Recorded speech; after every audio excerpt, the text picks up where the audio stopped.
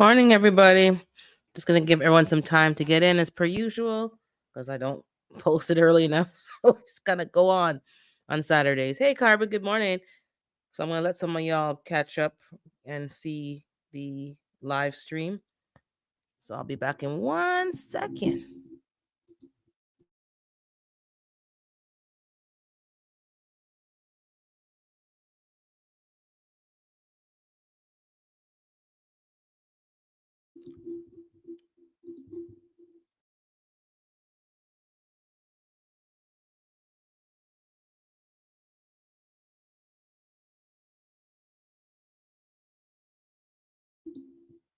Morning, Randall. I'm just giving them a few minutes to get the notice that I'm on live. So give 3 minutes or so. Hey, Texas Lala. Good morning. I'm just gonna chit chat for a bit, but let me get people some time to get in. No time, no see, eh? Play on words. She's been around. She's in the bushes. All right. I'll give a few more moments. Just having my tea, having some water.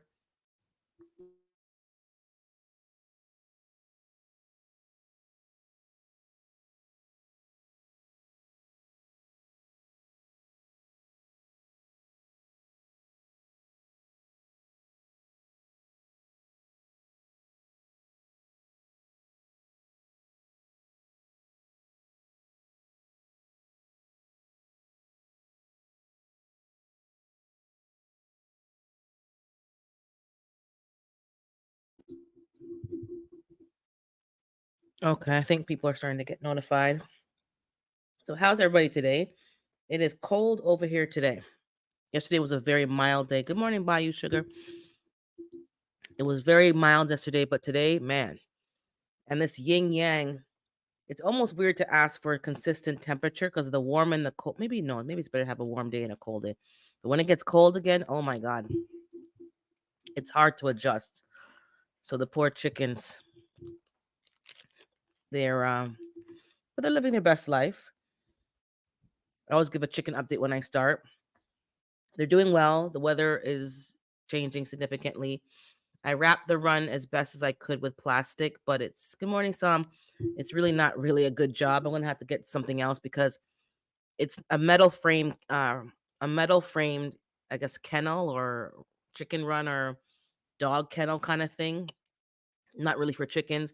I don't have anywhere to. Good morning, Regional Sky Girl. I don't have anywhere to staple. Thank you so much. You're in a random hotel. I can't staple it nowhere. I can't. I don't want to zip tie anymore because it's just man. I don't want to cut holes in the plastic and zip tie it, and then the wind kind of pulls it and it starts to rip and stretch. So I kind of just bungee corded it all around. So I'm gonna get some more bungee cords and Oh no, you're not late, Psalms. I went on literally 4 minutes ago. I was gonna go on at 9, but I was running a little bit late. Not late, but I want to get some things done before I go live. So I had to go out, let the chickens out. I fed them this morning. I cleaned the coop, but I was just checking on them. You check their behavior real quick. You keep an eye out. Um, I made sure the run was okay. I had to check the water. I didn't, and I went back and checked, and it was frozen. The cups were frozen. I do have a heated waterer, but I've got to text my dad because I need someone to drill a hole in the chicken coop part so I can run the extension cord and set up that thing properly. And I need it to be pinned to the side of the building. So I don't have staples for that. So or some kind of way to pin it to the building so it's not hanging around. So that needs to be done pretty much this week. I've been kind of stretching it out, but it's not gonna work. But that's what I've been doing. I did some laundry already. It's dried, and I'll put another load in after. So I got some stuff done. Went to bed late last night, um, doing some stuff. And I have one more thing to do for the car. Well, two more, but one more that I need to do to get a new key because the remote, as I said before, doesn't read. And I'll be sitting out there trying to get the car to start, and it doesn't read the key. So I got to call the dealership and see what they can do. They can repair it or give me a new key, which is going to cost however much. That's a chicken update. They're doing well. The eggs have gone down a little bit more. I got 4 yesterday, I got 3 the day before. One day they gave me 6. So they're doing okay. This is their first winter with them, so, good morning, Felicia. I put in a lot of leaves in the run. I am now putting the manure from the chicken coop into the run. I was putting it in the compost bin up top, but I'm putting it in there for them to do the work and break it down with the leaves, and that's what they've been doing. The mice are still around. What I realized is that what I thought may have been a rat, well, it's still a rat. It's a squirrel. Yesterday I was at the window, morning planter. I was at the window, and I usually there several times a day to check on the chickens without going outside, but I have to go out more because the plastic is blocking my view. Funny enough, I got the chickens in April. I'm outside more often, but the squirrel seems to think that they're going to move into my backyard. So I think they moved it under the deck. I blocked it off for the raccoons and the big animals, but the squirrel, I think, is building a house under there because I saw her or him, whatever, crawling under the step to get out. So I blocked that entrance, but there's other holes. So she gonna have to go. The squirrels, they are not procreating. Um, they're not procreating in my backyard. I haven't seen the stray cat. Some, and everyone's telling me to get a cat, which is not a problem. But I just didn't really feel like having another animal in the house right now. I just kind of like not having an animal in the house. I think you're allowed in some places to have a cat that's outdoors.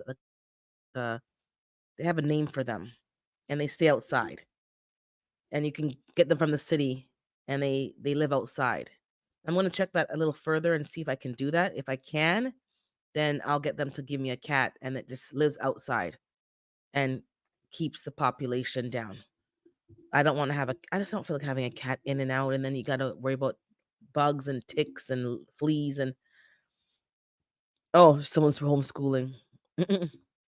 So that's that for the chickens. Now, last week we talked, we're gonna kind of continue, but not really. We're gonna talk about celebrity news, maybe a bit, talk about just things. Got my green tea with lemongrass. Oh, let me drop the link before I forget. So last week we talked about prepping, and that's still continuation. We talked about that also on Planters Live, and we're going around. So I'm going to just clarify. I stand by what I say, but some people may think, oh, I'm not willing to do certain things. My throat. I'm willing to do what I have to do to survive. Let's me clarify that. But I'm also quite clear on my limitations at this point. Sometimes we think we're still like 20 years ago, the version of us 20 years ago. And then you get a rude awakening when you try to do something, like hammer something, and you realize, man, I ain't got nothing behind any strength, any muscle power, nothing. You're huffing and puffing going up the stairs. You can barely manage mowing the lawn. Like there's things that you got to do, and you realize you don't have the stamina. Morning, Gina. Gina, I am not about to start saying, "Oh, I'm gonna go build this. I'm gonna go do that." There are people that I watch that the bushcrafter channels. I can't do that. If I have a team of people and we're working together, can I do it? Most likely, yes. But to say I'm going to go out there and dig this and build that and do all of this stuff, no. I'm not doing that. You're going to set up yourself for disappointment and failure, in my opinion. It's better that you know what you can handle and work with that. And work with that. That's what I'm doing. Good morning, Fifi. Listening from the bushes today, no problem. And then that's I was thinking to myself, I told my family, if we're in Fifi state, we're going to Fifi's house. He was like, hell no, no one's come to my house. But the caveat is there's some of us who can go to people's houses even though they don't want us there. But we're going to go with something, with skills, with materials, with equipment, with access to products that we may have put aside because we know we can add value to their setup. That's the only way that you can really do that. You can't just say, I'm going to go to her house and then you're going to eat off of her supplies or so whoever it is. So many of us don't have a place to actually go. We don't have land. we were talking, and it's like that's okay. But if you have a connection with somebody that you can connect with them and they'll give you access, that's all you need. So just want to clarify that because some people, oh, I'm willing to do whatever I gotta do. But listen, let's not be in denial. You cannot do 50 push-ups anymore. Took too much that's what I'm saying. If you don't use it, you lose it. And some of us, hey, good morning, Sassy. Some of us are in denial. And we really think because we feel good, like we're aging well, we feel great, and we feel like we haven't really changed, and we're still that person from maybe 10 years ago or whatever. And then you have to realize, shoot, I don't have the endurance, I don't have the stamina. We were talking on Thursday about digging holes. I can't dig no hole. I tried to dig holes here in my backyard, and I had to get someone to help me because it's so dense and compact that when you're pushing down, you're actually hurting your knee if you don't know what you're doing. So I don't dig nothing. I just put some raised beds and I just built it up. You know, know your limitations. Um, so that's that. Sidebar. That's also that reminds me. Sassy came in, and then Randall talking about the canning. Yes, that I was glad the canning went well. Sassy and Sunshine were the newbies. I'm a newbie too, but I didn't can. I'll have to can by myself without being on camera where I'm not distracted and just can. But I saw she did the chicken soup. Sassy did the chicken soup and Sunshine did the beef stew. I am now comfortable, definitely comfortable doing it after watching them go through it as a beginner, not as an expert. So I will be doing the canning. I have the book right here actually. The Bernard, I have the Bernardin book, which is Ball, same company, same company. There you go. I'm using this book. I don't know what I'm doing, so I'm not going to be doing no rebel canning right now. I did order a book from, where did I put it? I think it's over here. I ordered another Amish book. I have some questions for anybody who knows about canning. Hopefully, if not, I'll probably message I'll message TTs. But I'm going to be using this book. The lady that was there, I forgot her name. For but the live is posted so you can see her. I think it was Grumpy. Yeah, I think it's Grumpy. The channel's Grumpy. I think her husband's Grumpy. I forgot her name. She likes the Amish book. So I had one that she recommended. I bought another one, and I'll get the book one second. Bear with me a second. But there's some weird stuff in there. So somebody maybe can explain to me because that's why I don't personally like the Amish books because I don't have enough experience and they reference things. And unless you know, it doesn't help you. But the Ball and the Bernardin go from a more basic standpoint.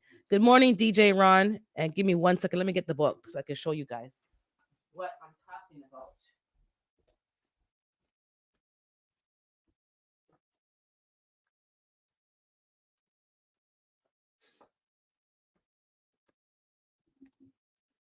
Okay.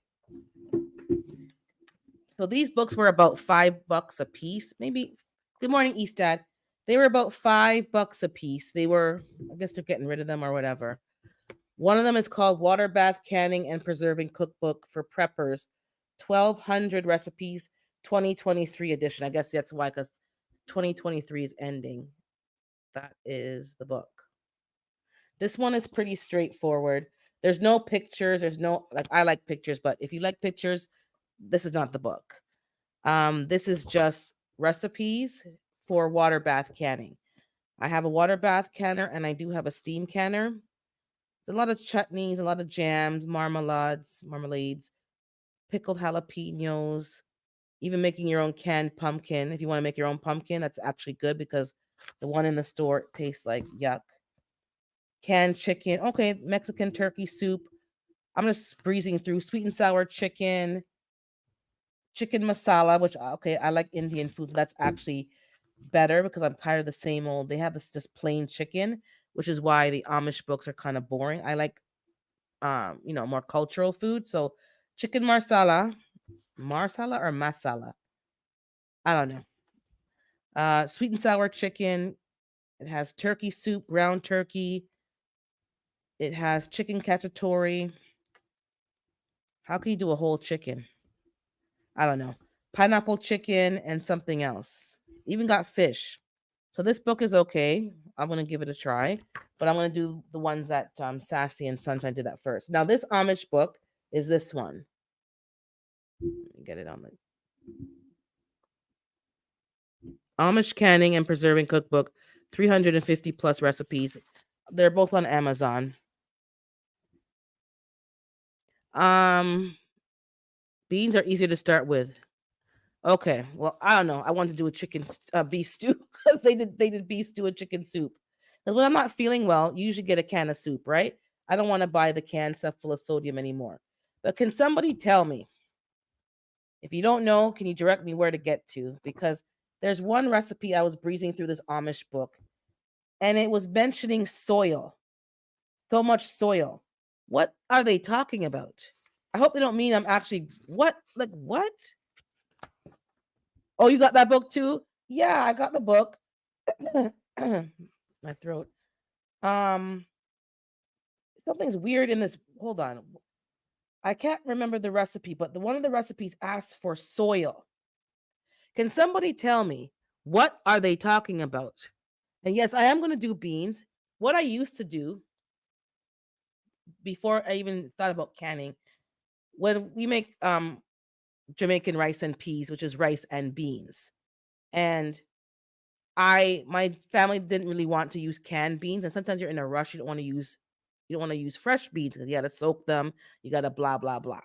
So I would pressure cook a whole bunch of beans, portion them in the exact amount that I need with the bean water. Hold on, let me clear my throat. Let me turn off the mic. Good morning, PIA. And I would freeze the portions of cooked beans so that if I had to get up, usually on a Sunday morning, you get up early, you set up your rice and peas.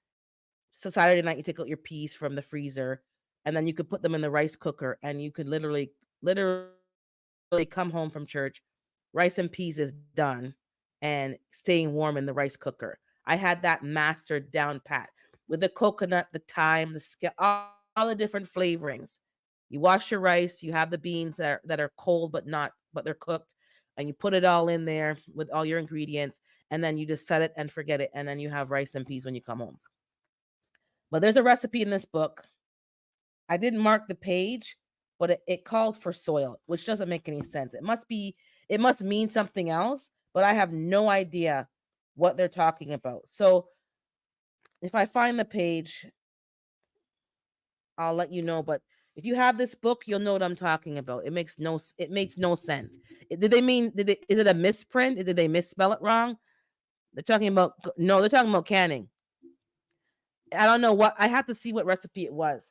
It probably wasn't soup. It was probably because I'm looking at the book. There was chocolate cornstarch pudding, and I was scrolling through the book quickly to see what kind of ingredients I use, and just taking a little peruse. And then I'm like, what the hell? And then it asked for something I can't remember the name, but it's basically like pectin, but liquid pectin. So when I looked up that, I know what that is. It's liquid pectin. But the reference of soil, I don't know what they're talking about. They have a root beer recipe. I can't remember I'm trying to look through it now, guys. Pickled beets, refrigerated. Maybe it was the meat section. I don't know. It didn't make any sense. I'm like, what are they talking about? Pickled apricots. I've never had that before.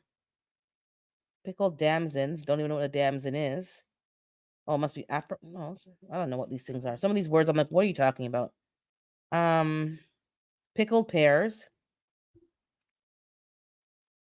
So this one, okay, so this, for instance, this recipe asks for salsa variation 2 on page 82. It asks for therm flow. What is therm flow? Like, they should have put something in brackets for like 2023, terminology. Therm flow, I don't know what that is. It says 6 tablespoons. Is that some kind of pectin? I don't know. Because that's a different name than the other one that they mentioned earlier in the book. And oh, who did I miss? Yeah, the Amish cookbook. They're people swear by them, but these are experienced canners. That's the difference. Look. I've been here for 5 minutes. I don't even know what these things mean. Let's do a canning. Yep, we'll set that up. But let me do some canning first because I've never even canned. So let me can and test the gauge. Okay, Mennonite. Okay, she's. I know she's good. I don't know what. Yeah. So let me mark this page. Actually, where's my sticky notes? Give me a second. I have the sticky notes. So let me just mark the page so I can find it again, and I'll remember so I can ask her. Like this is the problem I have with these books. If I have to ask a million and one questions to use the book, then maybe the book isn't as yeah. So therm flow, yeah, they mentioned therm flow when it comes to the ketchup recipes and and tomato stuff. So I'm not sure what that is, but I'll ask what's her name? Leanne. I watched her before. So yeah. So that but the book, I'm sure it's good. But let me just practice canning first with some jams and stuff. And I will do the beef stew or the chicken soup. I think chicken soup is a standard for the winter, so that's what I'm going to be doing. But let me oh, here. I see it here. Thermflow. I went backwards. There's a note. Thermflow is modified food starch, is a thickening agent in canning recipes. Usually it is thickened, added to tomato products, and turned into a paste with water. If you prefer to avoid adding starch to your product, tomato paste is another option for thickening home. Okay. Thermflow is always available in Amish or Mennonite bulk food and grocery stores. Okay. It tells me what it is, guys. So let me mark this page. But that's what I don't like. If you're going to have that note, Thermflow, they should have in brackets refer to page so and so that you know where to get the information from. 'Cause I don't want to have to read the whole book. I want to just read the recipe and get on with it. There's something about soil. I cannot find that page. Well, if I find it, I'll mention it next week. Tell you guys what page it's on. So that's done. But back to the prepping talk. Let me get my chair comfy. Oh my god, his chair's the wheel. Is it just me, or is every time you find a pair of socks, there's like 5 holes in them? Is it just me? Is it a me problem or is it a we problem? Every time, all of my socks seem to have, and I keep buying new socks, but the socks keep missing a foot. Who's stealing my socks? Is it the washing machine? Like the socks just go missing. Hey Darren, I don't know if I said this hi to you already. Apricot jam. I don't like apricots, but I'll eat anything in the jam. Apricots, plum, pineapple. I love pineapples though. Let me see here. I am loving the water bath canning. I need to invest in a pressure canner. I invested in the pressure canner because I want to do meats and beans and stuff that are not acidic to prepare. So that's why I did that. Hey, Blue Lotus. That's why I'm doing that. But I've done water bath. I did pasta sauce. I've done steam canning. I do like the steam canner better because I don't have to fill up this big old pot with water and it's like a waste of water to me. Hey, my urban gardening. So that's what I'm saying. But you don't have to agree. But I think to me, if you're canning and canning, the less water I have to use to can, I think to me is better than to have to fill up this big old pot. So when I do can, I try to can water bath multiple things so I don't have to waste the water. Um, and for me, my water is hard, so I had to put some vinegar in the water because it was getting cloudy. I've done blueberry and jalapeno. I like some heat in my jams. I do. I like a little bit of heat. Now, when it comes to jams, not just jams, when it comes to fruit, I was watching. Who was I watching? Somebody on Instagram, but somebody else. Yes, somebody else on YouTube was talking because they're a vegan. What happened is they're saying that I think I mentioned it before, but I'll mention it again. That there's so much pesticides in the fruit that they were able to juice the fruit and they tested the juice and it was full of pesticides that they were able to use the juice to respray the crops because that's how much pesticides were in the fruit. So if we are going to do fruit, make sure that the ones that are highly sprayed, you're buying them organic if possible. Mind you, you can't trust the labels, but I'm just saying, because it's really full of chemicals and you're just eating that straight into your system. So the guy I was watching was doing a study because he reads a lot of the reports and the medical studies that a lot of vegans and plant-based eaters are highly toxic because they eat a lot of fruits and vegetables, and these are heavily sprayed. So they're finding that a lot of them are becoming sick, not because they're eating bad foods, but because of the toxins in the food. Go figure. So they're preaching and telling everybody, "Oh, you need to eat this and you need to do that," but you're literally full of toxins because the foods that you're eating are sprayed. So people who are raising their own food, raising their own animals, whether you agree with eating meat or not, they're, in my opinion, further ahead because they're in control of what their animals are eating and how their animals are treated. Versus you who don't eat animal products, but you have to go to the store because you're not farming any of these tropical fruits. You're not growing any of these berries. You're not growing any of these things yourself. You're relying on somebody else to do it for you and hoping and praying that they're actually organic. So I found that article very interesting. Now, I don't know if you guys are watching the hold on one second. Let me reply to this text.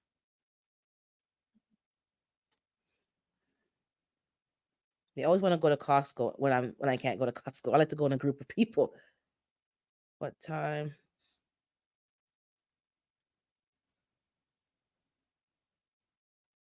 Okay.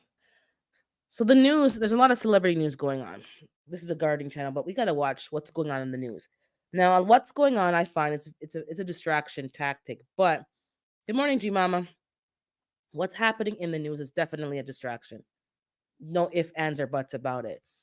But we have to take a notice and take a bit of stock because it's all happening at the same time, and there can't be all this smoke and no fire. So for those of you who watch, hip hop or like that genre, um, you know, uh, I don't want to call it names, but I guess I can because it's in the news. So I'll just say, there's alleged accusations against P Diddy, like from Cassie, for $30 million for years of abuse. And some of the bloggers and YouTubers have read the actual, I guess you call them court documents, or I don't know if it's charges or whatever you call that document. And there's a lot of stuff in the document, embarrassing, degrading stuff to the point that most people believe the allegations because they find it hard to believe that a woman's going to go through, say all that stuff that happened to her. That's embarrassing if there wasn't some truth to it. So I'm just saying, all that glitters is definitely not gold. So from what I understand, from what I watch other people report, there was an attempt to settle outside of court for an amount for 8 figures. She wants 30 million. I don't think, for me, in my opinion, I don't think it's about the money as much as she wants the person to pay dearly for what they did, because the amount they were going to settle on, in my regardless of the number, it was something that was comfortable for the person to pay. The number is irrelevant. The point is that, hi, I'll give you 5 million, I'll give you 10 million. Whatever the number he presented, it was an easy number for him. It was comfortable for him. She wants him to pay. And in order to make somebody pay, you got to go deep, deep, deep, deep into their pockets. Then somebody was saying that Kamora Simmons, who was best friends or good friends with his late, I guess, baby moms, because she wasn't his wife, put a caption on her social media saying, "What you sow is what you reap," to that effect. Because again, she knows some of the inside stories. And there's always been rumors about some individuals in the entertainment sector, and I just don't think that it's all untrue. It's all alleged, but where there's all this smoke, there's definitely fire. Um, so I'm gonna be watching that case to see how he wiggles his way out of this one, if he even can wiggle his way. Then we're seeing the Smiths are going to be suing somebody who interviewed on a blog regarding him being seen having interactions with Dwayne. What's that guy's name? Tisha Campbell's what? Dwayne Campbell, allegedly. I find it funny that somebody who's been separated from their spouse for over 7 years is going so hard for them. I don't. Is it just me? Is it strange? Is something weird happening? Like, you're not together. You don't want to be together. You weren't even calling her wife, but then you slap somebody on TV at a big award show. You're still not together, and then it's always about we are suing we, but you're not together. I don't understand it. Something's weird. Like, something's just weird. And then she's adamantly saying, "Oh, these are lies. These are lies." Are you sure they're lies? Because you're not really together. You don't know what was happening. What's going to happen? I don't know. A lot of distractions, but I definitely always believe that that industry is so corrupt and so foul. I, I think it's set up for abusers to have access to young people who have dreams and aspirations of being, in the industry, and they use it to their advantage. That's what I think. And to think any different would be naive. We all reap what we sow, and it could be something years later and never realize it was that action from the. Yep. So I think she's saying something without saying something. Um, but there's a lot going on in the media, and we need to watch. There's a lot of cover-ups. And it's not about the celebrity per se, because I really don't give two craps about what they're doing and how they're doing it. But it's indicative of a deeper problem that we've been ignoring, and we've been distracted with all the glitz and the glam, but it's not glitzy and glam. And I think it was is it Corey Feldman? Yeah. He's been talking for years. I think he was even on The View.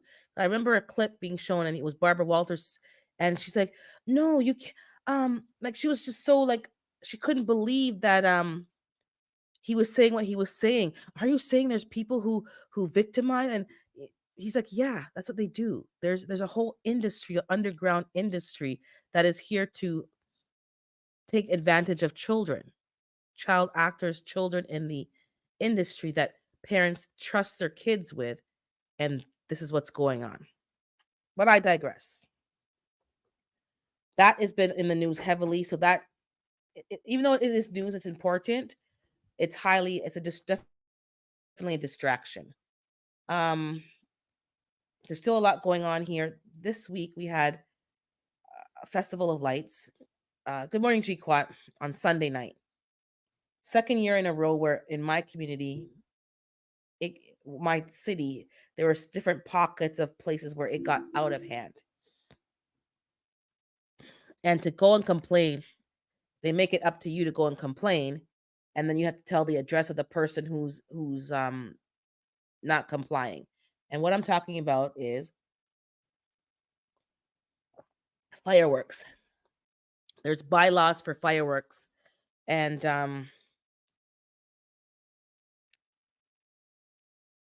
you're supposed to stop the fire. There's only certain days you are allowed to do fireworks. I read the bylaw as much as I could because this was a problem last year. So certain holidays are declared holidays. Those days are the days you can do fireworks. So the Festival of Lights has now been added to Diwali, has been added to the holidays. Fine. You're allowed to do it on your private property up until midnight. That's the new bylaw. Going to public parks, parking lots, and all these other places, you must have a permit and it has to be a proper process. Good morning, Miss V. They haven't been doing that. Private properties, okay, but that's also a problem because for me, before it became a big problem in this area, all the debris was flying in other people's yards. It wasn't just staying in the yard of the person who's doing the fireworks. Now that I have animals, it's very traumatizing for them. So Sunday night when I checked on them at about 11 o'clock at night, it was during the canning live.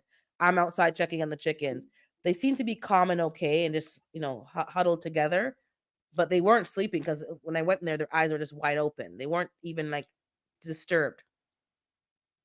That's a problem. People with pets is a problem. Last year, my friend was taking care of her dad, who was in basically passing. He was deteriorating, and he did pass shortly after, but he couldn't, like, he can't sleep. From 5 p.m. to 5 a.m., it was nonstop. Pop, pop, pop, pop, pop. Can you imagine hearing shots like for 12 hours? Like, I couldn't, it took me 2 days to recover from not sleeping on the Sunday night. My dad went to take a nap, couldn't take no nap. Just pop, pop, pop, pop, pop, pop, pop, back to back to back. We called the police, we called the fire department, well, they have till midnight. We can't do anything. The whole plazas and all the places that are public that did not have a permit, all kind of popping off on top of cars, popping off here, popping off there. The parking lot was full of garbage. Who's paying for that? Taxpayers' dollars. So now they're going to fine the plazas and any place $100,000 for not complying. And then people want to make it, a cultural. It's not a cultural or racial issue. It's you're disturbing the whole town, city. People need to sleep. People got to go to work the next day. I'm pretty sure you could have a celebration and stop the fireworks at a certain time and then go back inside to your house and eat food and drink and play music and have inside, the inside party. I don't think you need to be popping off for 12 hours outside disturbing everybody. Everybody. Because nobody got no sleep Sunday night. Let me tell you. And everybody's pissed.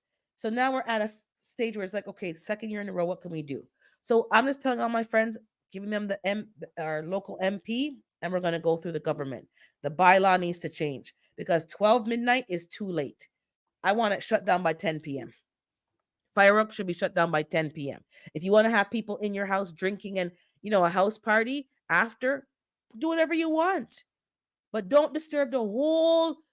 I'm not even exaggerating.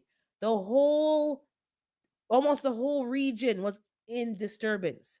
If you weren't partying, you weren't sleeping. So you had to make it. Either gonna go party with them, but you were not sleeping. Hey, Uncle G, Audacity, it was out of control. So we called the city. They weren't very helpful, and they don't tell you what to do or what to do to kind of escalate or take this further.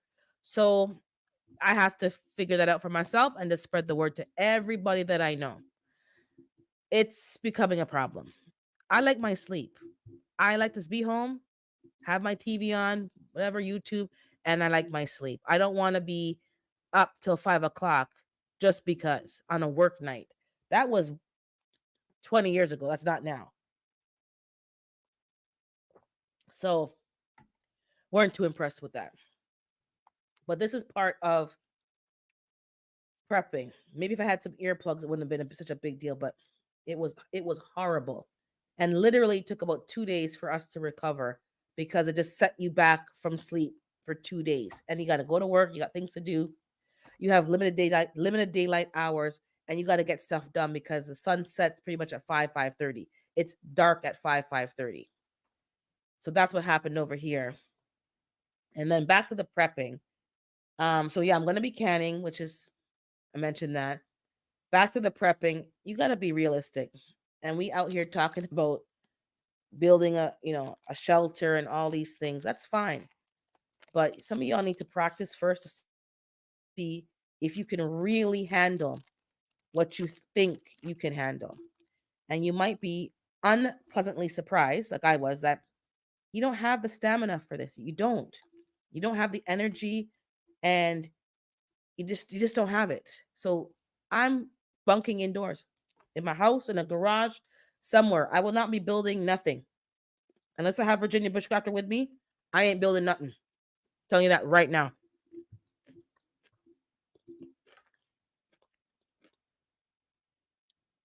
2 weeks straight at night.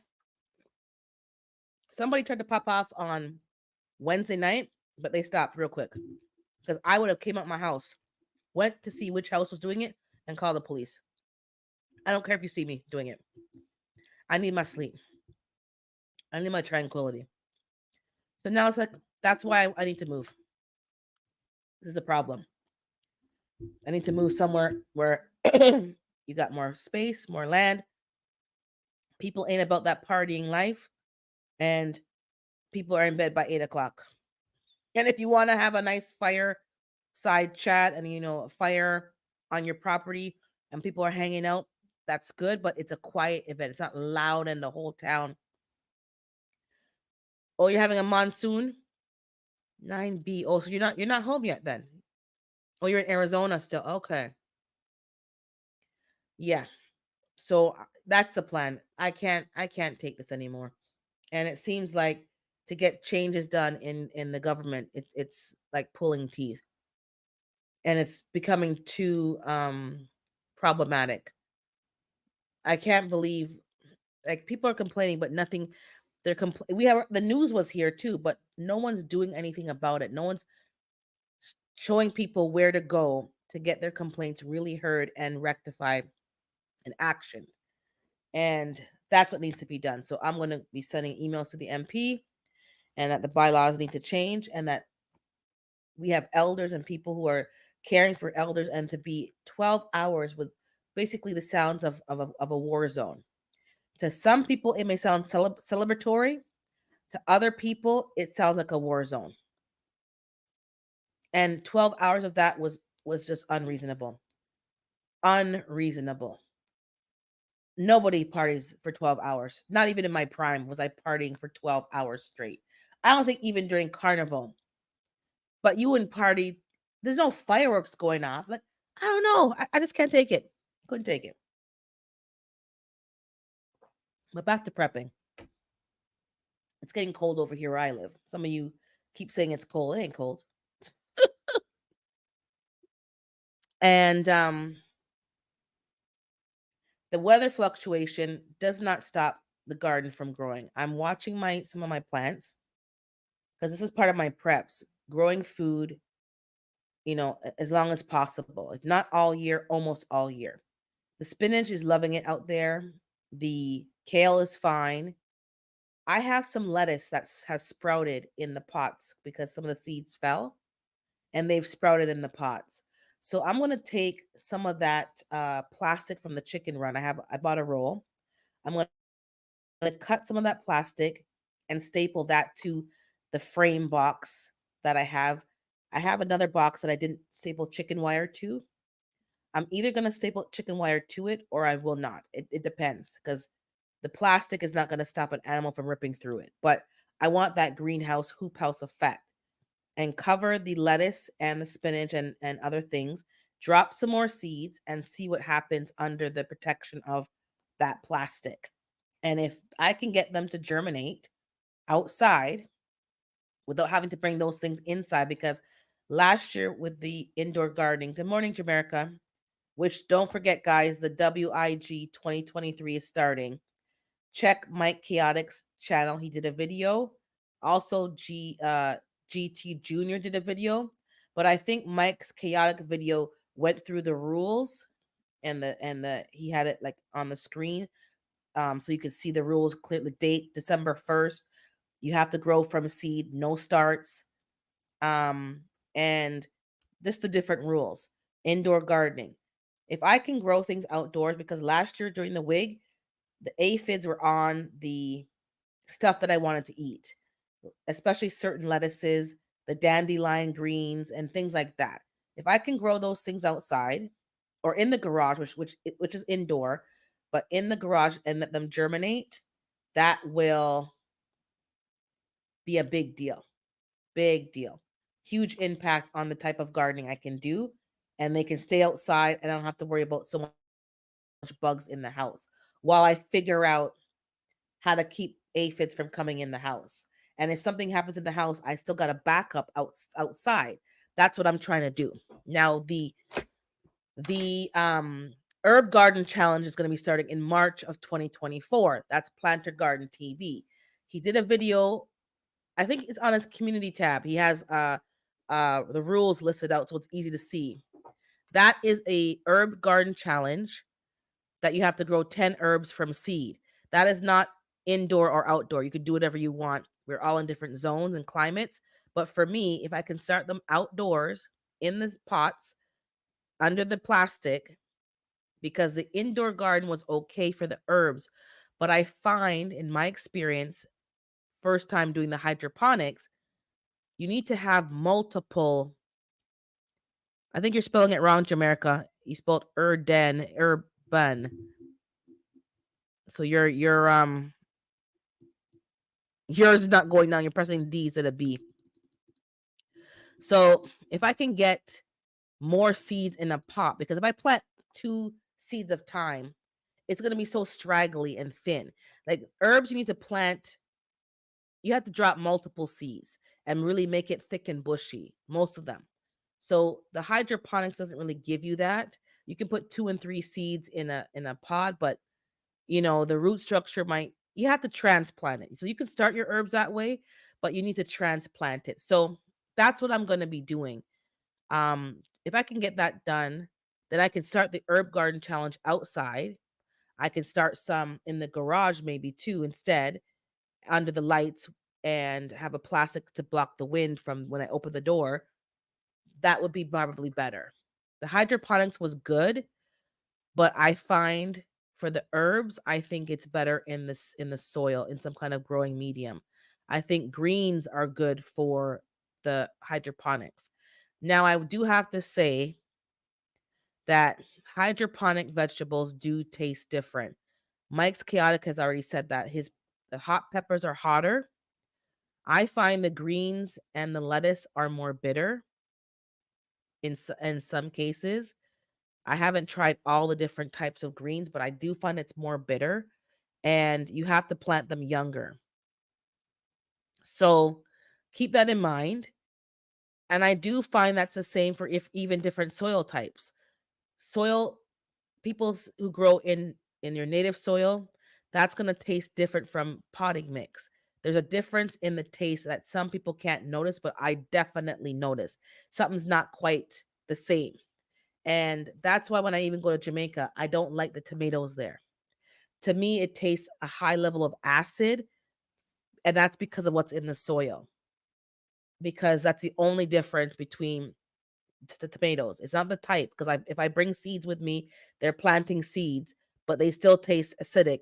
It's the soil. So you got to figure out what you like, what you don't like, but it will taste different. My oregano from seed did not do nothing. It didn't grow. It was going to grow, and the squirrels kept digging it up, and I didn't get a good crop. I bought oregano from the store. I cut that down. It's in the garage. It's all dried up. Hopefully it can overwinter well, and I can get it to come back next spring, because I don't want to have to keep starting things from scratch, and I don't want to have to keep rebuying stuff. My thyme is great outdoors. My sage did well, but it died recently. And I planted outdoors in the ground for the first time lemon thyme. Lemon thyme tastes really nice. It's like lemon balm, but really nice. So this herb garden challenge, for me, it's exposing me to different types of herbs that maybe you've tried in dry seasonings, but you've never grown them. Now, you don't have to grow a lot of herbs. Like, there's two things can be true at the same time. You can keep your herb that you grow like between 5 to 10, maybe just 5, and get a lot of healing properties from these 5 herbs, because herbs have more than one health benefit. But if you have the time, if you have the space, and you have favorable weather where you live, and it doesn't take much babying, like the plants can grow outdoors by themselves, then I would suggest by all means grow at least 10 different herbs, maybe even more, because you're not putting any effort. Herbs take care of themselves. I don't water my lavender. It's just there. I lost one because of maybe the roots couldn't do what it need to do. But once you plant it in the right spot, it's got the right conditions, they do whatever, they're fine. I don't water it. I don't fertilize it. All I do is trim it back and use it if I want to or not and let the seeds go where they may. That's what I lemon balm is delicious. It's the my bush is very small. It's more leafy than the regular thyme. But if you like lemon balm, literally it's very lemony. I had people come over in the garden and I'm, showing them stuff and letting them smell stuff, letting them taste it. They're like, "No." I'm like, "Taste it. That's how you're going to know. You don't have to wash it. Just, dust it off a bit and just taste it." They try the stevia to see what, like, "Oh, wow. It's a bit bitter, but stevia is a nice sweetener, better than sugar." So they started saying, "Oh, okay, do you have to overwinter?" I said, "No, it's outside. The sage can take a good winter. You can probably cover it with a plastic, bottle to keep it protected from the snow. But out of all the things that you can grow, besides fruit trees, because trees generally take care of themselves if you put them in the right conditions, that is, um, herbs are very low maintenance. So if you can grow herbs in your zone and it's not like mine, 5B or 6A, and you have a warmer climate, they can take a frost, they can take snow, my thyme, my lavender, my lilac bush. Um, I had white thyme. No, I had white lavender. That didn't make it. It's probably because it was too rocky there. Sage made it, and I bought purple sage for the first time. Mint, you can't kill mint if you try. Put that in a pot, but the mint made it. So yeah, you're like, there's so many things that you can grow. Just pick a few that you like to cook with. Marjoram and summer savory I bought. I'm going to be doing winter savory this winter for the first time. And they're just slightly different flavors. You can dry them, make your own Italian seasoning, and stop having to buy stuff from the store. Let me see what Gmail was saying. Hydroponic greens require a measuring amount of nutrients because of the salt making them bitter. Okay. See, this is a part of the science because some people don't like the taste. So then they, instead of them, myself included, instead of them um, researching and trying to figure out a solution, they'll just say hydroponics is garbage or hydroponics is no good. But there's always a solution because there's people who don't have another option. They have to grow indoors because of the climate. So they need to find a solution. So sometimes you got to push yourself beyond the envelope because you're not always going to have the outdoors, even if you're in a good growing climate. With all the pollution that's happening, we don't know what's going to happen. It still was only half a quart size, but once dried and stored. Yeah, you have to have a lot of it exactly because when you start to dry it and jar it, it's only a little bit. Um, Let me see here. I take lemon balm, soak it in extra olive oil. I've never done soap making. I want to try that, but I am going to start soaking my herbs in some certain oils to get flavored oils. I am going to start soaking them in alcohol to get more tinctures, which I have not been doing. I'm going to be free. I freeze some of my herbs as well too because it keeps the flavors more fresh versus just drying. Hold on, let me go sneeze. Give me 1 second.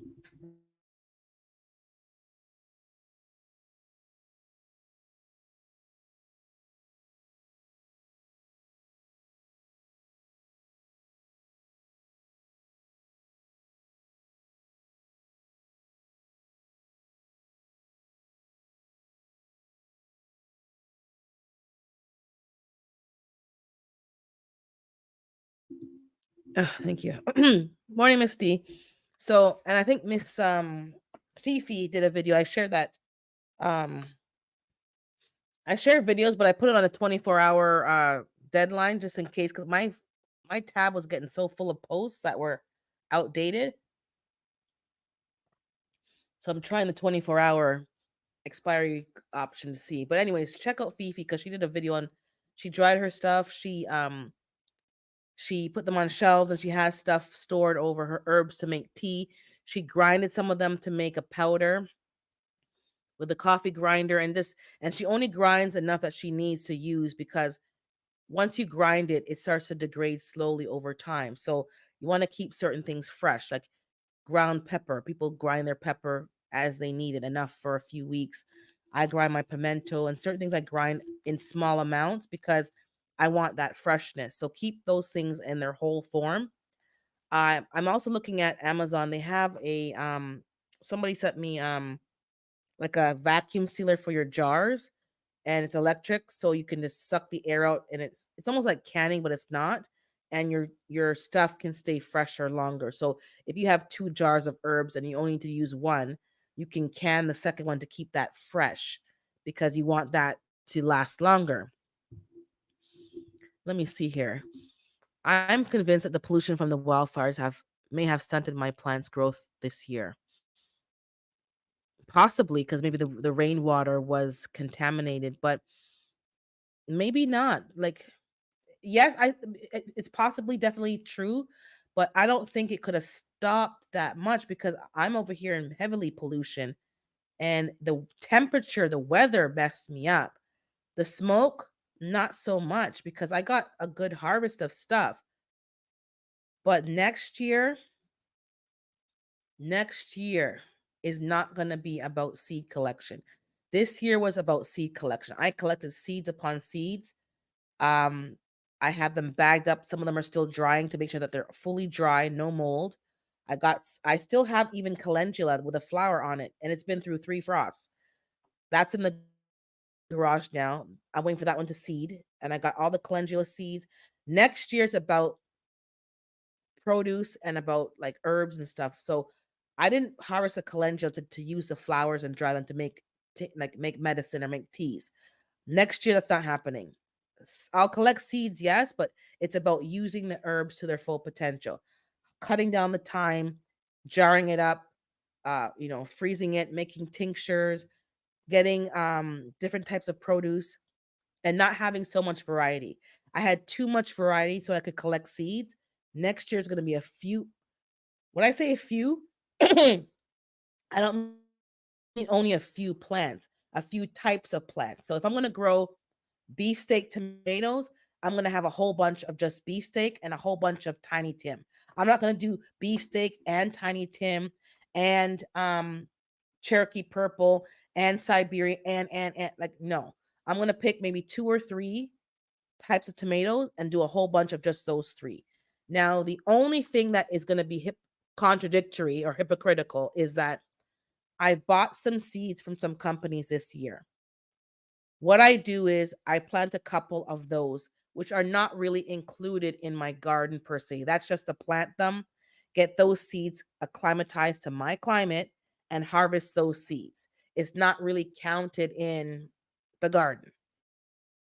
So I bought some seeds for the first time from a company. It escapes me now, but I did a video on my phone, so I will be editing that hopefully this weekend and getting that out to you guys. I ordered about 8 seeds, a couple of new tomatoes, those ones, and even some greens. I will plant, maybe even some indoors, just so I can get seeds from those. Once I get seeds, then I'll start to rotate those crops. But there's no point of me canning 50 million different mixture. Like I'm gonna make it more streamlined. All the beans that I planted, I got seeds from. I have my own seeds that are now fit to my climate. I'm not gonna plant all the bush beans. I'll plant maybe golden wax and maybe another one, but do a whole bunch of this the one kind of bean. Because you got to watch the cross pollination as well, because you want to try to keep it as heirloom as possible, even though that's a whole other process. I'm going to be doing that next year and focusing on covers for all the crops because these squirrels be just too destructive. So everything is going to be covered. That's what I have to do in order to ensure I have good results. And a lot of the greens I'm going to be growing, I need to grow more of them because the chickens love the greens. They love kale, Swiss chard. They love arugula, lettuce, collard. They love all that we love. They love it. They love that stuff. So I'm going to definitely be growing a lot more so that they can have fresh greens. It's cheaper than buying it. Cabbages and such the like. And they like herbs too. I do mix herbs, dry herbs with their food, their store-bought food, pelleted food. But that's what I'm doing. So planning the spring 2023. So although I'm doing the WIG, And although I'm doing the herb garden challenge, in terms of my spring garden, I'm going to just be growing multiples of the same plant to use for harvesting, use for canning and preserving, and not so much about growing every variety. It's good, but it's not good at the same time. And I'm going to definitely be growing things over here different from over the parents' garden, because the parents grow other same things and other things, and they have different results because of their soil composition. But the dinosaur kale has been a hit. I love the way it looks. Like the color to me is pretty, and I like the leaves are just nice and easy to handle. But my dad loves the curly kale, so we have to go back and plant some curly. He loves the curly kale. I tried corn this year. It didn't do well because the animals came and ate the corn and thought that it belonged to them. Even though I didn't grow it to eat it, I grew it to kind of like decoration. No. And what pissed me off is that the sunflowers, I didn't get one sunflower. I grew a dwarf sunflower just to get seeds. I knew I wasn't going to get a lot, but they destroyed all the plants. I put the last one under the mesh covering. My mistake was at the top of the mesh. Around the mesh was chicken wire. The top of the box is that cheap plastic, Dollar Tree plastic. The squirrel found its way in there and destroyed the last sunflower that they actually planted, because it was a volunteer one, because they ended up dropping seeds everywhere. And I recognized the seed. I'm like, oh, that's sunflower. I recognized it. Thank God, because you got to recognize your plants because they're not weeds. And I kept it and protected it, and it went in there, which is why that squirrel ain't moving into my backyard. She moved into my deck. Come hell or high water, she gonna be gone before Christmas. Trust and believe. Well, thank you, PIA. Oh, you left and came back. Kept me. Oh, thank you. I appreciate that. So that's what I'm doing. Now it's important during for me. You let me know what you guys think. I'll drop the link again. I don't know if people are in the bushes that are garden, my usual bushcrafters in the bushes listening. Um, there'll be times where I focus again on seed collection, but I said this from the very beginning when I started my YouTube journey. I'm not collecting seeds every year. I don't need to. If you have a plant that you let go to seed, like for instance, my kohlrabi. My kohlrabi cabbages seed every second year. So once you do that process once, you have enough seeds. If you pick a good plant to let you see the plant going to seed, and you pick sometimes the best plant, you sacrifice the best one for eating for seed collection. I have an envelope, the paper envelope, the seeds, the ones for seeds, full of seeds. That is at least, because when I bought seeds from the seed store, and you feel how much the package is like holding, they say like 250 seeds. If that's 250, I have at least 1,000 seeds in that little envelope. I don't need to harvest seeds until another, since it's every second year. So year 6, probably year 6. I don't have to do it again for a long while because seeds last a long time with proper care. So I'm not giving myself extra work. Lettuce, not seed lettuce every year. You can, but once you collect the seeds, you're good. I planted zinnias this year for the first time. Hold on, I'm getting a call.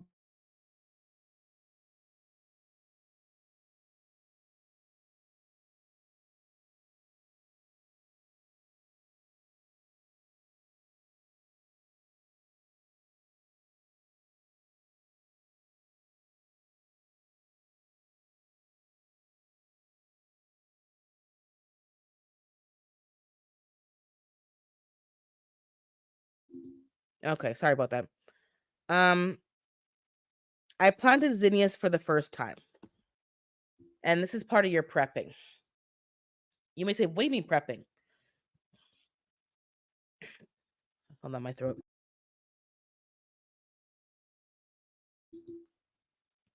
Part of prepping for me, I don't care how much food you have canned and preserved. You have to have fresh fruits and vegetables. You cannot live off of processed food. Yes, is your canned food processed? Yes. Is it as bad as store-bought canned food? No. but it's still processed. And what do I mean? It's to me, in my opinion, from what I'm watching, the food is dead. You've killed the enzymes. It's not no longer living. There are nutrients in the food. Don't get me wrong, because I'm gonna still can. I'm not knocking it, but there's no nutrients in the food versus eating something raw or in its fresh format. So your prepping for me needs to include canned goods, yes, and preserved food, yes, dried food, dehydrated food. I think they say that freeze drying keeps more nutrients than canning and heat treating, but also fresh fruits and vegetables. And that's very important. So making your garden as efficient as possible and as what's the word? Making it on an autopilot is going to help you in the long run. So what I realized is that I need to plant more flowers. I need to attract more pollinators. I have a lot of perennial flowers. From the very beginning when I moved here, I didn't want to plant flowers every year. I made that very clear when I planned the garden.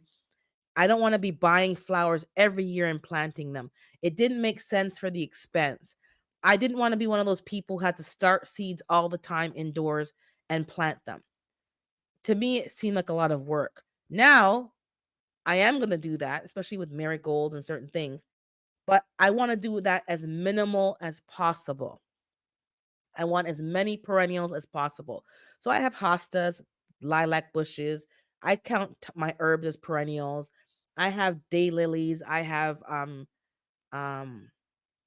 tiger lilies. I think they're called tiger lilies. I have balloon flowers, purple salvia, stone crop, all these different plants that I have that just stagger during the season. I have a lot of what you call irises. I have gladioluses. My tulips got dug up by the damn squirrels. I have liatris, which is like a blazing star flower.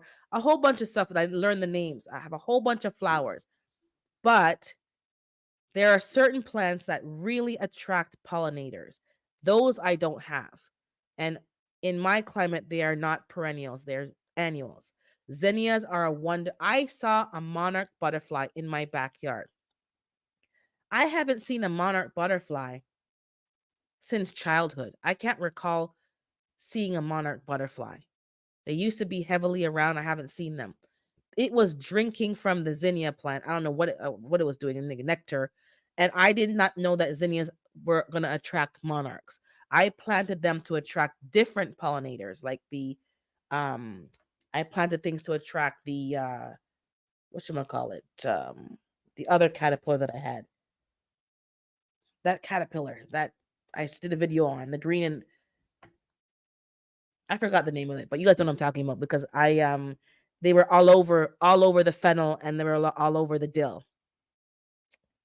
It's a particular butterfly. The black one with like the I forgot the name. You guys know what I'm talking about. Forgot the name. But they like dill and they like fennel. Um they were all over my fennel. I let a few live and cocoon and I have a video of it cocooning, but I didn't show you guys a video of it hatching. So that will be on my Instagram. Um the monarch came. I was so shocked when I saw it there, and I have a video of it as well too on my phone, and even in slow motion. No, it's not a monarch. The monarch is orange. The one I'm talking about is the one that likes dill. There's a particular butterfly. Somebody tell me. Uh it's the caterpillar is lime green with a lot of dots and spots on them. Ooh, I don't know. I know what it is, but the name escapes me. Um, but the monarch butterfly is coming. And I did buy some milkweed seeds to plant because that's what I was told would attract monarchs. So I will be planting that this year. I planted bee balm this year from a start from the store. I harvested it way too late, and I couldn't keep up. So I do have it in here dried. I don't know if the seeds are any good. So I bought some bee balm seeds just in case, wild bee balm. That smells divine. It's basically bergamot. If you are a person that likes particular perfumes and bergamot is a scent in there, you will love bee balm. It smells, if you like Earl Grey tea or orange pekoe tea, you will love bergamot. The flowers are beautiful. You can make your own tea, and the scent is divine. That brought in a lot more pollinators and a lot more birds. There were birds in my backyard this morning in the cold because the bushes that I have in the back grow some kind of berry that I don't eat. But they were there picking, because I do have food here that they can pick at. The birds, and I saw a blue jay for the first time in years. There were blue jays in the garden this year. Robins are always here. I have a lot of chickadees. Crows. Crows are your friends. They do help with some bug control. I see hawks and chicken hawks from before I got the chickens. They hunt for mice. Oh, I got it now. The swallowtail butterfly. That's what I'm talking about. Swallowtail. That butterfly, I let 3 of them go to maturity, and they hatched. What I didn't realize is, which is what I didn't like, is that it's like they come back right after to lay more eggs. I'm like, you just hatched. Why are you coming back already to lay more? Like, no, no, no, no, no, no. So they came back for round 2. I said, no, no, no, no. Hell to the no. To the no, no, no. So I'm gonna have to plant more fennel. And I actually bought fennel starts from the store because it was just easier. Don't be afraid to buy starts, guys. I'm not out here growing from seed. If I have time, I will. But fennel and celery take a long time sometimes. Hey, Miss Yankee Sister. So you may have to do starts. It may make your life easier. But I bought some starts. They're still out there. They're still out there. They haven't they're cold tolerant. I will harvest a few and see. And my carrots are still outside. And we're on the 5th frost by now. So I am going to harvest the carrots. I'm going to juice them. I did buy more carrot seeds because I don't think I have the time or the patience to let my carrots go to seed and harvest the seeds. So I want to actually eat my carrots. So that is something I'm going to always buy seeds for. I've made a decision on certain plants that I'm going to let go to seed and which ones I will always buy seeds for. Now, it's not hard to let a carrot go to seed. I'm not concerned. If things go left and I can't get seeds, I am not concerned. I will just let it go to seed. And I believe they're biennial as well. They go to seed the second year. So I can get seeds no problem. Right now, my parsley is going to seed. It's in the garage. I might just cut them down and just let them keep bushing out and not let it go to seed. But that's what I'm kind of doing. I'm not always letting things go to seed. It's not necessary. Seeds are so readily available, and I have a stash that I'm not concerned yet, but have the knowledge base on how to let certain things go to seed, how to collect seeds, and things seed easily and what things need more time, like cabbage's second season. So you got to let the cabbage sit there a whole season, over the whole winter, and the next spring it's going to start flowering and going to seed. Do you have time and space for that? You're going to have to plan that out, because if you're leaving spots in your garden that you need to plant, you're not going to be too impressed. So maybe you should transplant them in the fall to a pot, let it go to seed, but you have to have a plan to keep the garden cycle going. I no longer pull out the plants. I cut them off at the top and let the roots decompose. I think it was a few people that said, don't take the roots out. That's also now, the roots are now part of the ecosystem of the soil. They have their own, microbiology going on, and you're yanking it out and you're, dropping more seeds. No, leave the root structure in there. Let it break down naturally and add to your soil. And sometimes that's exactly when the nitrogen is released. So you yanking it out is not helping you. You're actually making more problems. So all these little tips are helping with prepping because it's making your life easier. You have to work with nature. I did not spray anything this season. Did I spray anything? Well, I sprayed for flies because of the stupid chicken manure, which is not stupid, is great. Flies were all over the place. So next spring, I had to be on top and right away handling fly control. I don't want flies up in my garden and in the place you're having people over and there's flies everywhere. That was a problem. Hey, Nikki, I don't want that happening this year. But in terms of spraying for caterpillars, no. I covered stuff with mesh. I covered things with chicken wire and frames. Um, and there was a lot less intervention for me. The only thing was, um, you know, earwigs. That was a problem for me, so I'm gonna have to deal with that. That's a minor problem. They did chew some of my greens up, but minor problem. Um, Allowing pollinators to lay their eggs and live their best life wasn't a problem. You had to plan for that. But powdery mildew on things that never had powdery mildew. My Swiss chart had a little film on it, the green one and the red one. Didn't like that very much. I don't know what, but I didn't spray it. I can probably put baking soda and water on there. That's not a big deal. But I didn't bother. I just rinsed it off thoroughly and the chickens ate it, no problem. The arugula had a bit of powdery mildew as well. It could have been the location. It could have been, I did put things in different places and different pots maybe didn't drain as good as other pots. So that definitely could have been the issue. I will try to plant some of the Swiss chard in other pots that drain better.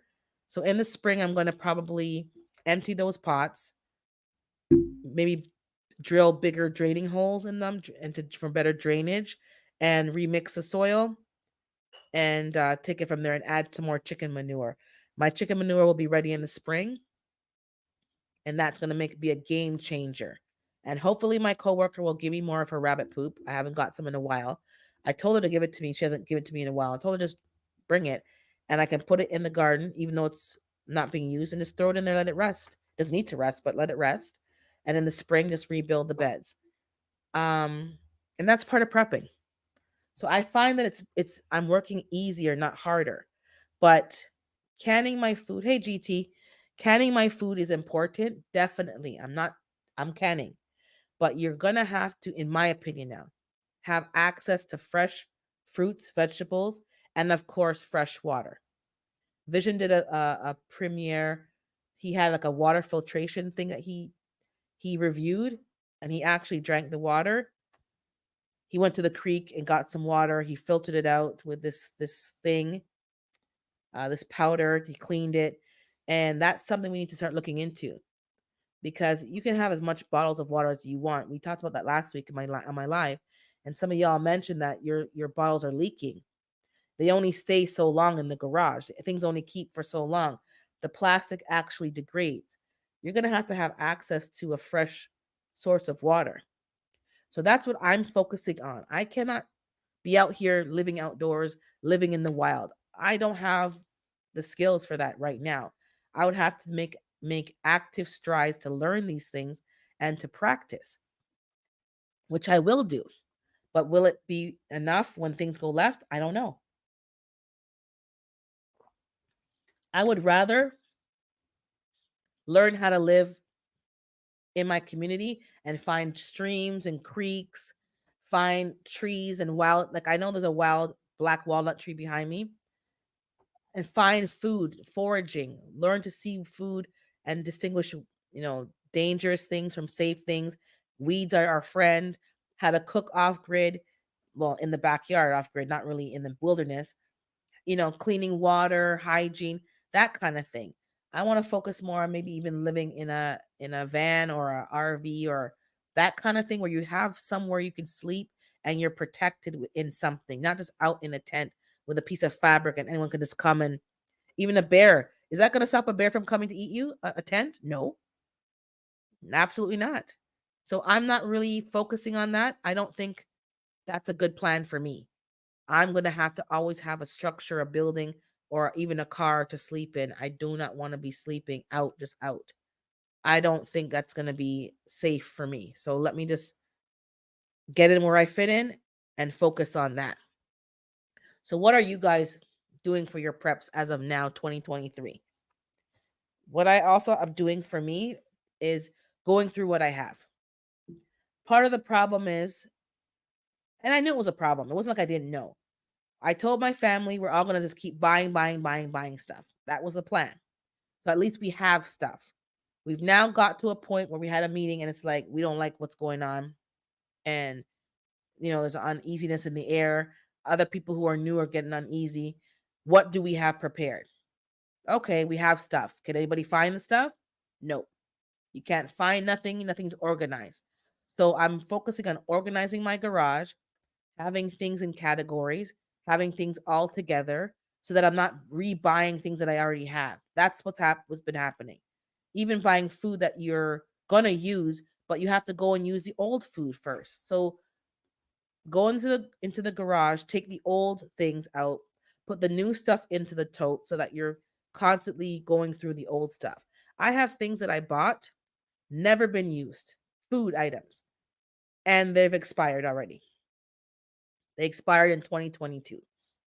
I think I bought them in 2021 because the last 3 or 4 years, to be honest, have been a blur between the lockdowns and X, Y, and Z. You were just buying stuff, and then time just kept going, and you didn't go back and check the stuff, and it's just sitting there in a cold storage, in a cold room or a pantry, and you just didn't get to eating them.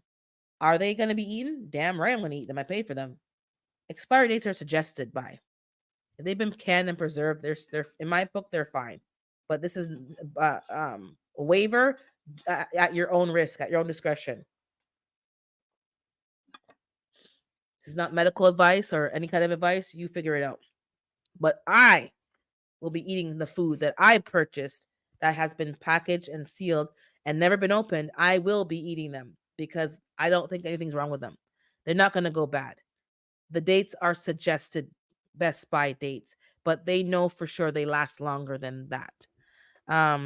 Yeah, I have not been rotating my items, Gina. That's exactly the problem. Everything's just been thrown in there, and you have to move 20 things to find the one thing, and that's exactly the problem. So I went to my garage. Hold on, let me read the chat first before I continue my babblings.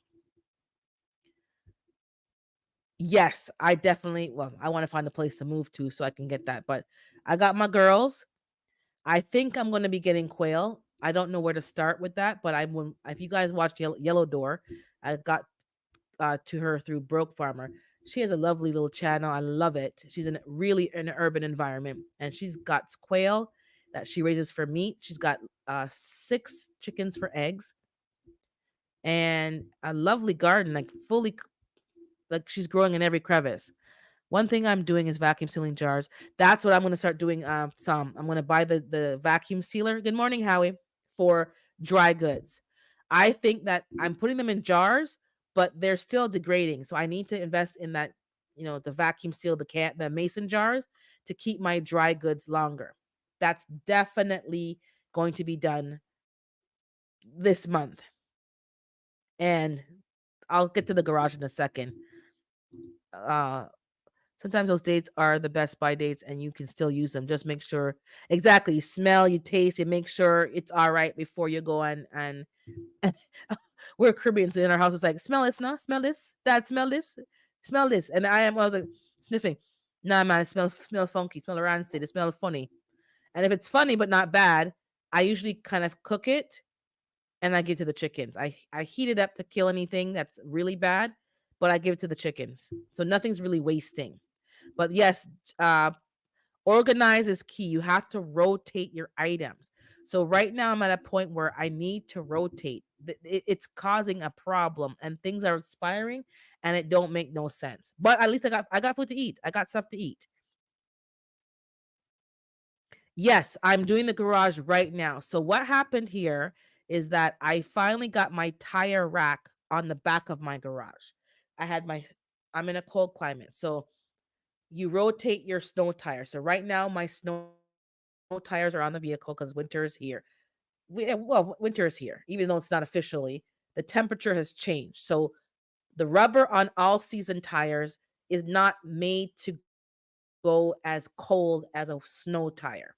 You don't have to buy snow tires, but they came with the car, so it's good. So snow tires can go to like a negative 40 Celsius or really cold.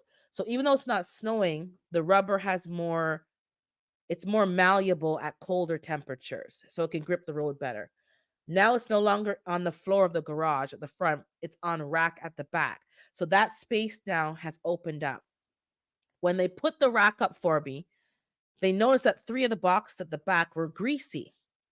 So something leaked. I thought it was my sewing machine oil for my industrial machine.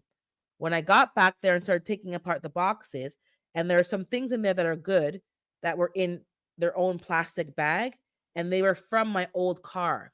So they were they were thrown down in there. This is what happens. There's a bottle of car or machine oil or lawnmower oil. I thought it was that. Wasn't that. When I checked another box, it was a bottle of vegetable or corn oil, which I don't use that to cook with anymore, but I think I had it at the time. That was leaking slowly. So the whole of that part was greasy. The floor was greasy. The box was all greasy. So I had to throw out some stuff, some semi-important documents, but not really.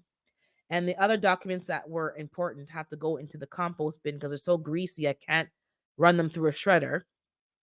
And there was a book that I had that was actually a good book about home maintenance. I think it was given to me by the inspector that did the home inspection. He gave me a book. Now I'm going to go find that book online. The book is greasy. So, note to self, don't mix things together. Don't mix oils with don't throw things in a box and just leave it there and forget about it. Go through it. So long story short is that corner is clean. So now I'm going to start putting totes, and the totes will be labeled, and everything that's the same will be put together. So all the rice, anything that's rice oriented or brown rice, white rice, basmati, anything that's rice or maybe rice pasta in the same tote labeled. Boom, boom, boom, and keep going in the back. And as I keep going from section to section, clean out, throw out stuff that I don't need. And I have so many empty boxes that are folded up. I threw them out. But then I said, no, no, no, no, no. They're in the recycling box right now. I'm going to dig them back out the recycling box and I'm going to put them in the back. But I have to be careful because these mice like to move into everything and chew up everything and make nests. So I'm going to put them somewhere because what I do is I use them. I have two more raised beds to assemble. I use them to put at the bottom of the raised bed before I start. So I don't want to throw them out. And I use them to line the chicken under the roosting bar. And I use them to line the nesting box and then put the nesting pad on top. Like I use the boxes for stuff, but it's becoming too much boxes. So I'm going to throw out half and keep half. And just keep moving section by section and just clean half of the garage. I want to have half of the garage done by spring. When spring comes, I'll do the other half because I have all my gardening stuff in the garage. They need to go into the shed at the back. I need to have some racks and some hooks in the back to put, like, your shovels, your tools, your scooper, all the stuff can go back there and let the garage just be more organized.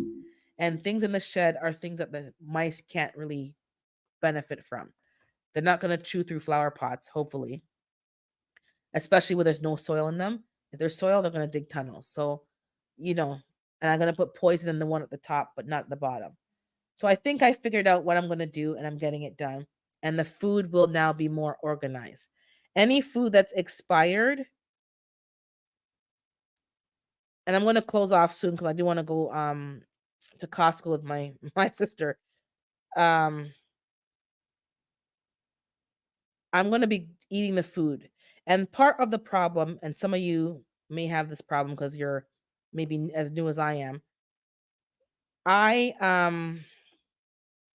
bought things that I think I would like and I'm assuming I would like, but I haven't tasted them yet. I haven't tasted that, okay, I like this brand.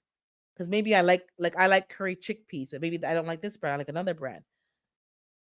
I need to taste the stuff and see if I even like it. So that's what I'm going to be doing. Tasting the food, using it. If I like it, then it's going to be on my list of things to repurchase. Um, but definitely, definitely, definitely, I am going to be focusing for me more on dried goods. I Showed you guys last week or maybe the week before instant food stuff from like the dollar stores and the stores. And the sodium is so high to the sky that you are not going to stay healthy eating that crap. So I do have to focus on dry storage. So the family and I have agreed, yes, we have stuff stored up, but we're gonna get proper buckets they want to try gamma lids. I'm gonna get better regular lids because the lids that they make now are so hard to get them on and off. But lids, and then also try some gamma lids, and we're gonna be restocking up on the dried goods, the rices, the beans, the oats, the cornmeal, pastas, and those kind of things, and having those in bulk and in the buckets. That's what I'm going to be focusing on. We have things all over the place, unorganized. Try to buy things organic. I'm really a fan of Azure Standard, but they don't come here. So I'm going to have to figure out getting connecting with somebody and getting some stuff down there and picking it up from the person because I want to get the big bucket. If you guys are preppers, from what I see on the website and homesteaders halls, Azure Standard, and I don't have their products. I never tried them, but to me, they look and sound and seem really good because you can buy. I saw a big bucket of ghee, organic clarified butter.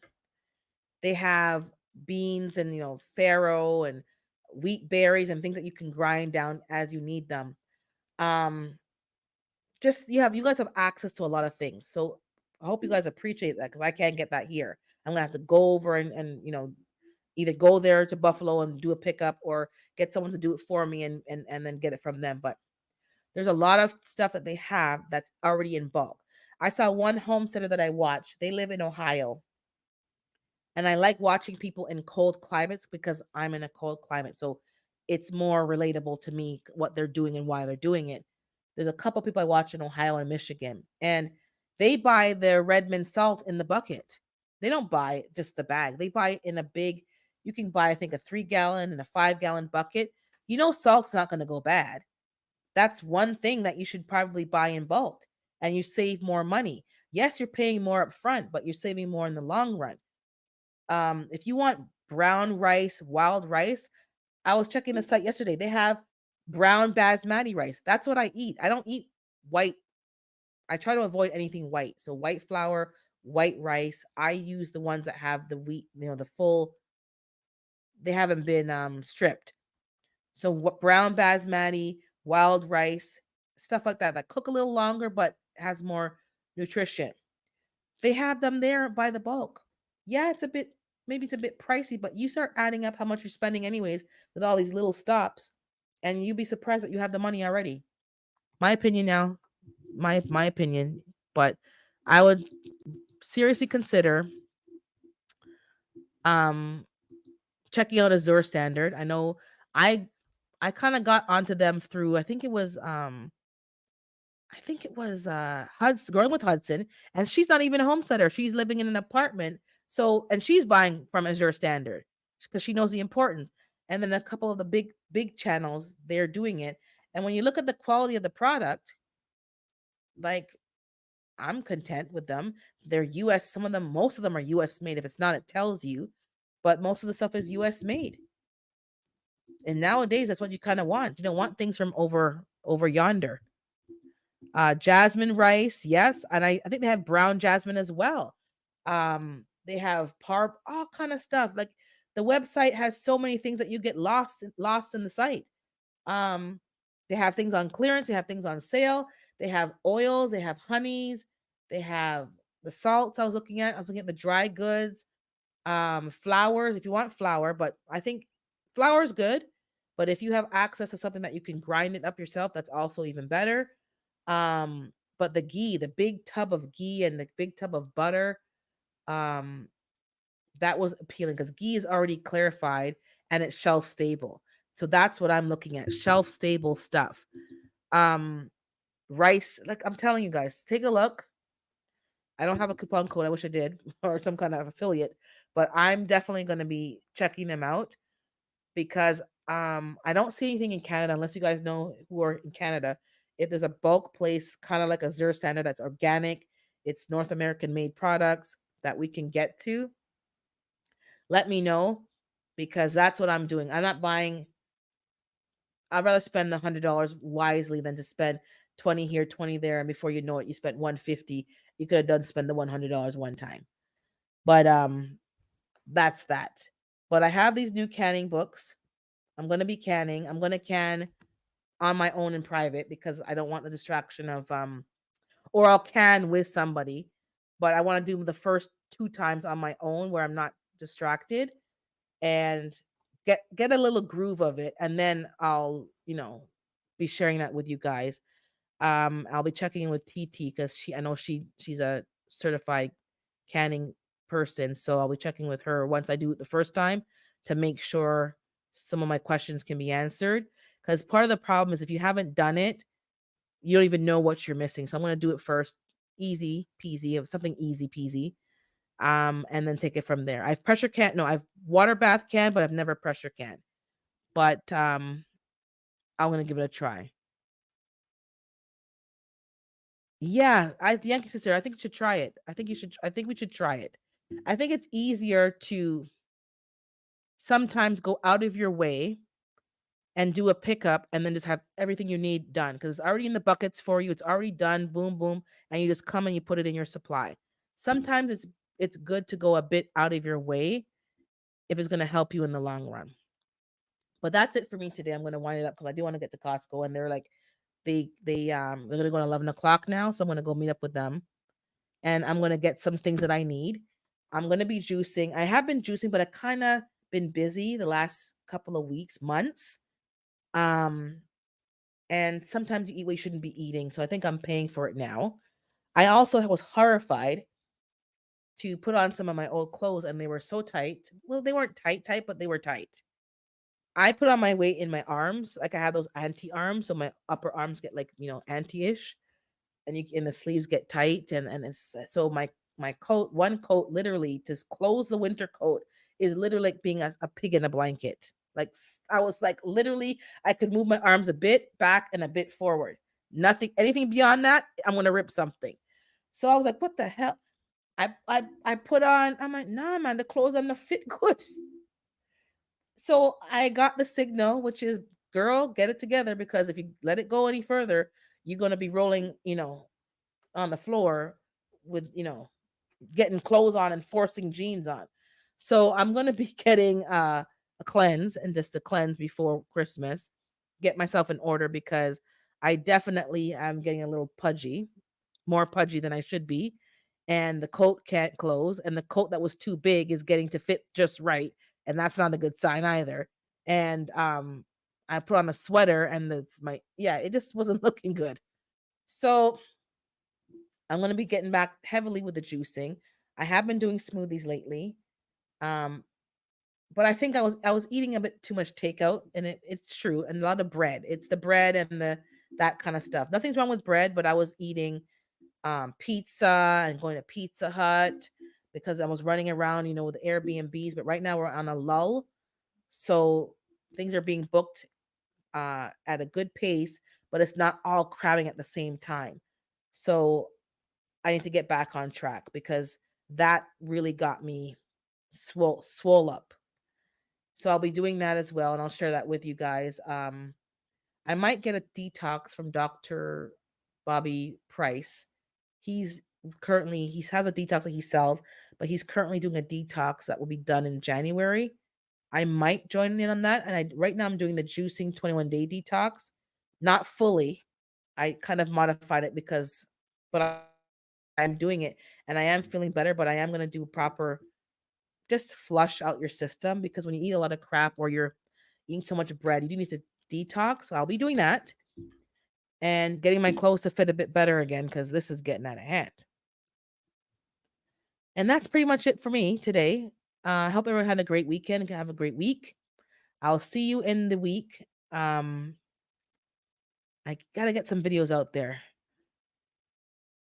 Good to be a little chubby. Yeah, I want to be a little chubby, but I want my clothes. I want my coat to close. Right now, the coat. When you're walking around with your coat open, because it can't fit you, not for style, because it can't fit you. It's a problem. So I'll be getting that. I'll be getting that organized. So thanks for popping in. Be kind to yourself and be kind to others. We will be talking about prepping some more and canning. I will figure out the ingredient that they mentioned in this Amish book that made no sense, but it was saying something about soil. I will contact the Mennonite canner, and I believe somebody mentioned the Rebel Canner's Facebook page. So I will try to contact her as well and get that sorted out. In terms of announcements, I know Gina didn't go live yesterday because I didn't see anything. No, I bought a bigger coat and it's fitting. No, that's the problem. No more bigger. No. Um, ooh, what's going on this week? I didn't see my five family on Monday. And I didn't see Erica on Wednesday, so maybe they're just busy. So they're there, but if they're alive, Monday I'm there, Wednesday I'm at Erica's. Um, Tori's brain games are back. So if you like the games, he's back. Plus he has shorts. So check him out for some brain stimulation. It's good. Friday was Big Rooster. I didn't get to go there. I was busy, but Big Rooster does Fridays games. African Dreaming's on Tuesdays and Fridays. Miss Shirley OG's on Thursdays. G Quat's on Thursdays. Planter Gardens on Thursdays. Um, who else? I'm not too sure. There's a few people that Can't Stop Walking is 6 a.m. every morning. Howie goes live. Food Forest Permaculture goes live pretty much whenever or every day. Check him out.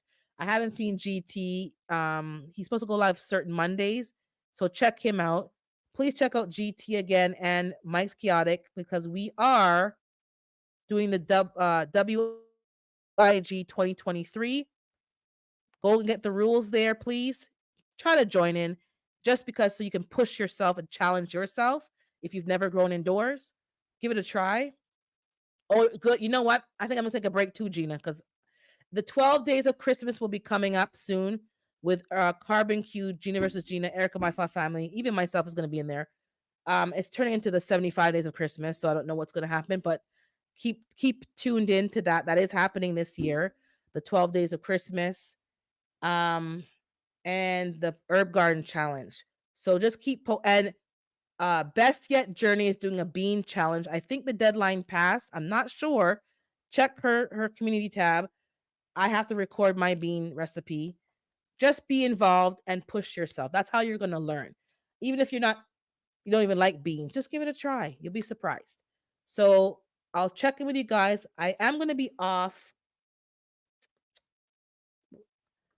Yeah, I might take some time off before the 12 days of Christmas, but I'm definitely going to be off at the end of the year.